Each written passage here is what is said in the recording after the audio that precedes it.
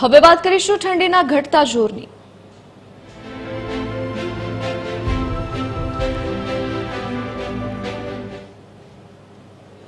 ગુજરાત રાજ્યમાં ઠંડીનું જોર ઘટ્યું છે। 8.6 ડિગ્રી તાપમાન સાથે નલિયા રાજ્યનું સૌથી ઠંડુ શહેર નોંધાયું। ડીસામાં 11.8 ડિગ્રી તાપમાન નોંધાયું છે। ભુજમાં 12.6 ડિગ્રી તાપમાન નોંધાયું। પોરબંદરમાં 12.8 ડિગ્રી, દાહોદમાં 13.3 ડિગ્રી તાપમાન નોંધાયું। અમરેલીમાં 14.6 ડિગ્રી, અમદાવાદમાં 15.6 ડિગ્રી તાપમાન નોંધાયું।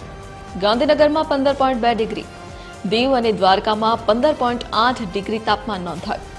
રાજકોટમાં 15.2 ડિગ્રી, કંડલામાં 15.4 ડિગ્રી, વડોદરામાં 16.8 ડિગ્રી તાપમાન નોંધાયું। વધુ વિગતો સાથે સંવાદદાતા મૌલિક ઉપાધ્યાય આપણી સાથે લાઈવ જોડાઈ ગયા છે।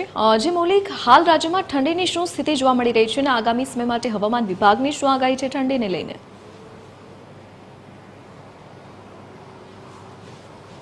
બિલકુલ, સમગ્ર રાજ્યમાં શીતલહેર છે તે પ્રકારની પરિસ્થિતિ જોવા મળી રહી હતી અને મહાનગરો સહિત ગામડાઓમાં પણ ઠંડીનો ચમકારો છે તે જોવા મળ્યો હતો। ત્યારે હવામાન વિભાગની આગાહી પ્રમાણે આગામી 3 થી 5 દિવસ સુધી તાપમાનમાં વધારો થશે, એટલે કે ઠંડી છે તે ઘટશે। જોકે ત્યારબાદ ફરી એકવાર ઠંડી છે તેનો ચમકારો જોવા મળશે।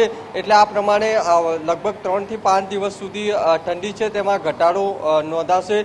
છેલ્લા 1 થી 2 અઠવાડિયાથી ઠંડીનો ચમકારો છે ન માત્ર અમદાવાદ પરંતુ સમગ્ર રાજ્ય છે તેમાં જોવા મળી રહ્યું છે। નલિયાનું તાપમાનની વાત કરીએ તો નલિયામાં 8.6 ડિગ્રી જેટલું તાપમાન છે તે નોંધાયું હતું અને નલિયા રાજ્યનું સૌથી ઠંડુ શહેર છે તે જોવા મળ્યું હતું। સાથે સાથે ન માત્ર નલિયા પરંતુ રાજ્યના અનેક શહેરો છે તે શીતલહેરમાં તાપમાન ઘટ્યું હોય તે પ્રમાણેની પરિસ્થિતિ છે તે જોવા મળી હતી।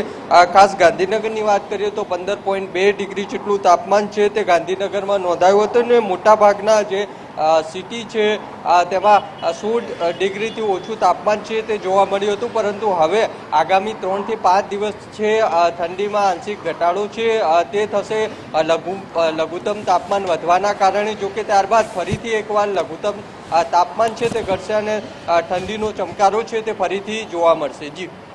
જી મૌલિક, વિગત સાથે જોડાવા બદલ આપનો આભાર। તો હાલ રાજ્યમાં ઠંડીનું જોર ઘટ્યું છે અને આગામી 2 થી 3 દિવસ હજી પણ ઠંડીમાં ઘટાડો જોવા મળે તેવી શક્યતા હવામાન વિભાગે વ્યક્ત કરી છે।